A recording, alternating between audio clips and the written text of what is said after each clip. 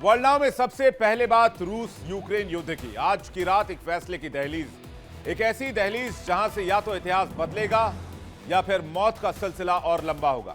4 साल, जी हां, 4 साल से रूस और यूक्रेन के बीच युद्ध जारी है। 4 साल से बम गिर रहे हैं, 4 साल से मिसाइलें चल रही हैं, ड्रोन बरसाए जा रहे हैं, आसमान से आग बरस रही है और दुनिया बस काउंट कर रही है। कितने मरे, कितने बेघर हुए, कितनी उम्मीदें टूटी, कौन जीता, कौन हारा। और कहा जा रहा है कि 28 दिसंबर को बहुत बड़ा कुछ होने वाला है। 28 दिसंबर दिन रविवार, ये तारीख सिर्फ कैलेंडर की नहीं है, ये तारीख तय कर सकती है कि जंग रुकेगी या फिर आर पार का ऐलान हो जाएगा।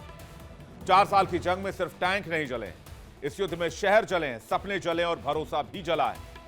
4 साल की जंग में क्या कुछ मिला, क्या पाया, क्या खोया। सबसे पहले बात यूक्रेन की करते हैं। यूक्रेन जहां स्कूल खंडहर बन गए 4 साल में, जहां पर इमारतें खंडहर बन गई, जहां बच्चों ने सायरन की आवाज पर डरना सीख लिया। रूस जहां हजारों सैनिक वापस घर लौट कर नहीं आए। अर्थव्यवस्था पर प्रतिबंधों का बोझ पड़ा, जहां हर जीत की कीमत लाशों से चुकानी पड़ी। और दुनिया ने देखा कि हर बार देर से शांति की बात क्यों हो रही है, क्योंकि यह जंग अब सिर्फ रूस यूक्रेन की नहीं, ये तेल, गैस, हथियार और महंगाई की बन गई है।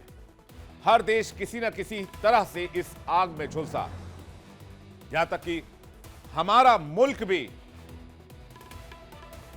इस युद्ध की चपेट में आया, क्योंकि हम पर 50% का टैरिफ लगाया गया।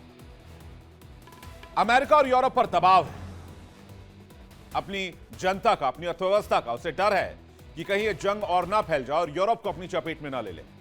और इसी दबाव के बीच शांति समझौते की कोशिशें तेज हो गई हैं। सवाल यह, क्या यह शांति हो पाएगी? और अगर पीस डील अटक गई तो फिर खेल फंस सकता है। तो क्या जंग थमने की संभावना है? रूस जो इलाके युद्ध में उनके कब्जे में चले गए हैं, रूस का कहना है कि वो वापस नहीं करेंगे।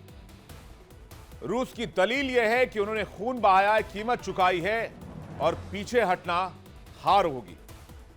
यूक्रेन का स्टैंड भी जान लीजिए। जेलेंस्की एक ऐसे नेता जो युद्ध के बीच प्रतिरोध का चेहरा बन गए। जब उनके सामने शर्त रखी गई तो जवाब एक लाइन में आया कि नहीं, यह जमीन नहीं, यूक्रेन की आत्मा है, संप्रभुता है, इसे छोड़ना आत्मसम्मान से समझौता करने जैसा होगा।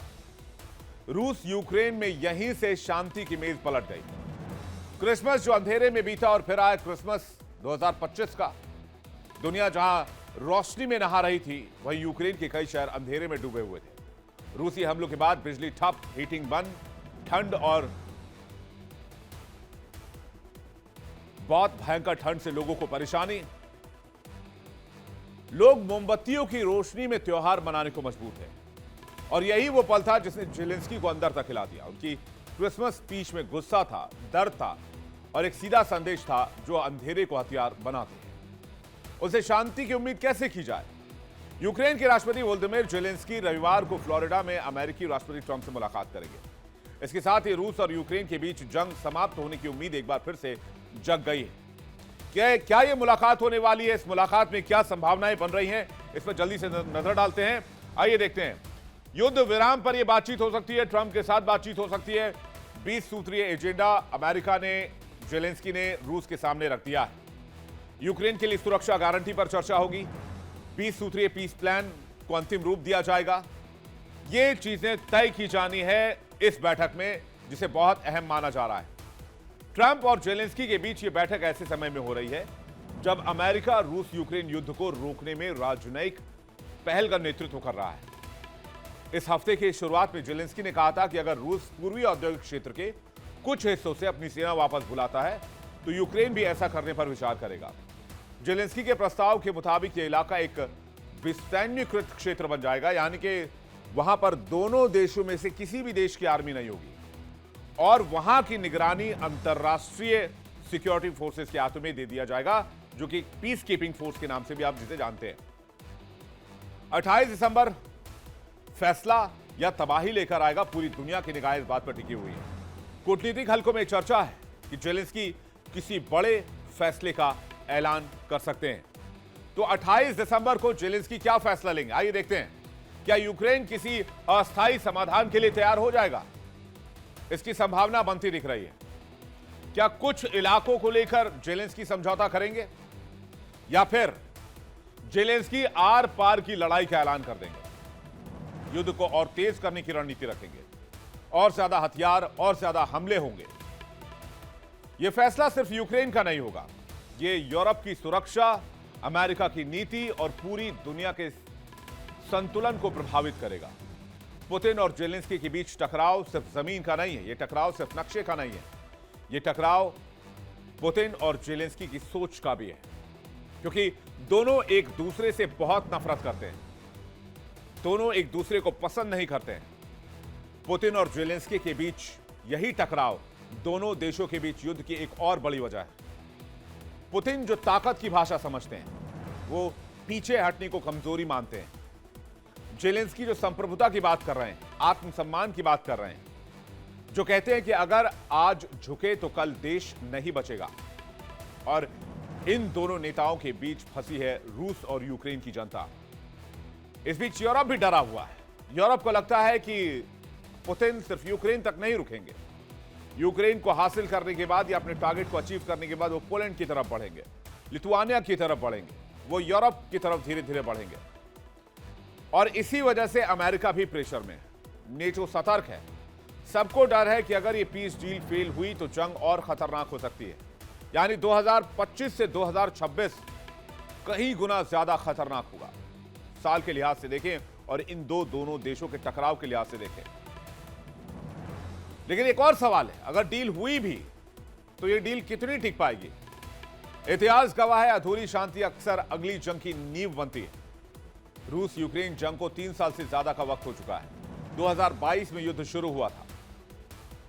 4 साल बहुत होते हैं, लगभग 4 साल। रूस ने यूक्रेन पर 2022 में अटैक करके इस जंग को शुरू किया, क्योंकि यूक्रेन की चाहत थी कि वो नेटो में शामिल होना चाहता था। इसलिए रूस ने उत्तर, पूर्व और दक्षिण से यूक्रेन पर हमला कर दिया।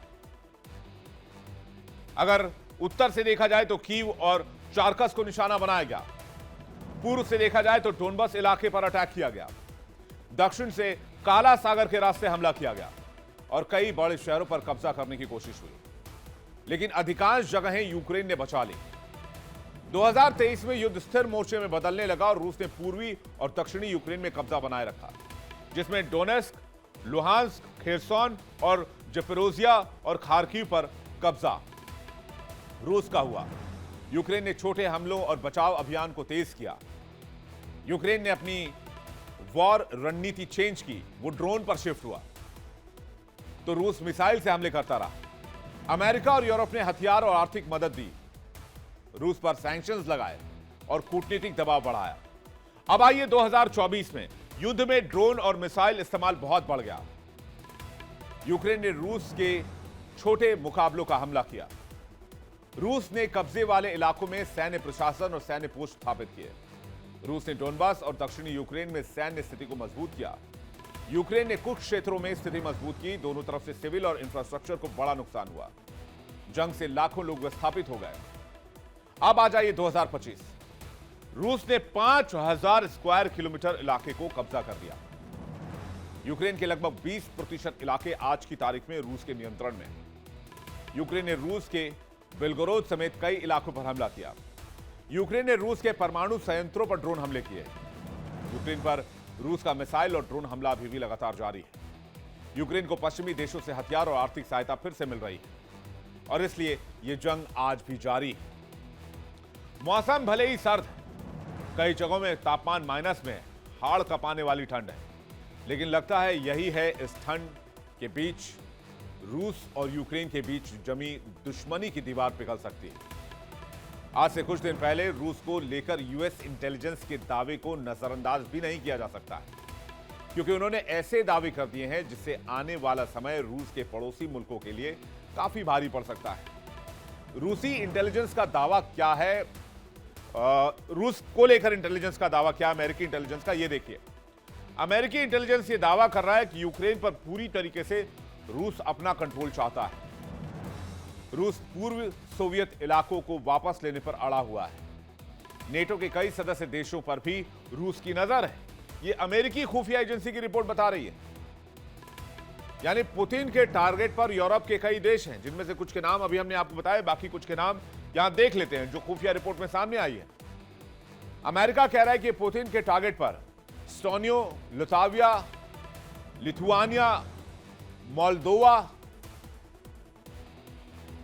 और पोलैंड जैसे देश हैं और इन पर भी पुतिन हमला कर सकते हैं।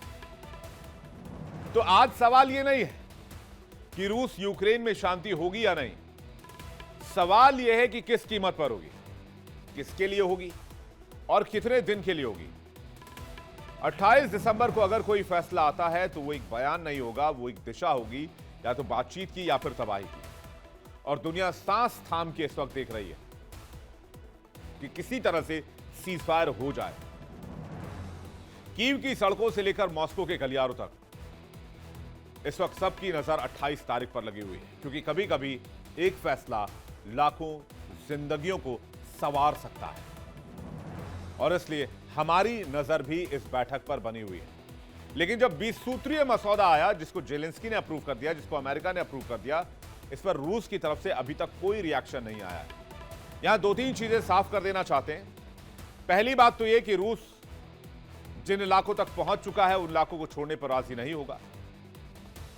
दूसरा, जो मसौदा लाया गया उसमें साफ तौर पर कहा गया है कि नेटो के आर्टिकल 5 की गारंटी देनी होगी यूक्रेन को। आर्टिकल 5 यह कहता है कि अगर नेटो के किसी भी देश पर हमला होता है तो पूरा नेटो उस हमले का जवाब देने के लिए अधिकृत है।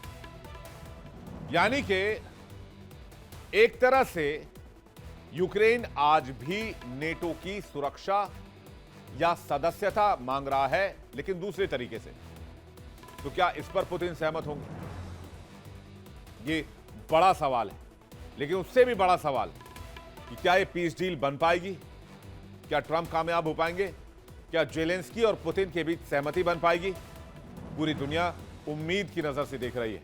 और जब हम साल 2026 में जा रहे हैं तो एक नई शुरुआत के लिए जा रहे हैं, एक नई शुरुआत के साथ जा रहे हैं। और नई शुरुआत में लोग उम्मीदों के साथ आते हैं, इसलिए हम भी इसी उम्मीद में हैं कि दोनों मुल्कों के बीच सीजफायर होगा और सीजफायर के साथ ही दोनों तरफ तबाही का सिलसिला रुकेगा और लोगों के मरने का सिलसिला भी। इस पर हमारी नजर रहेगी, आपको अपडेट्स देते रहेंगे।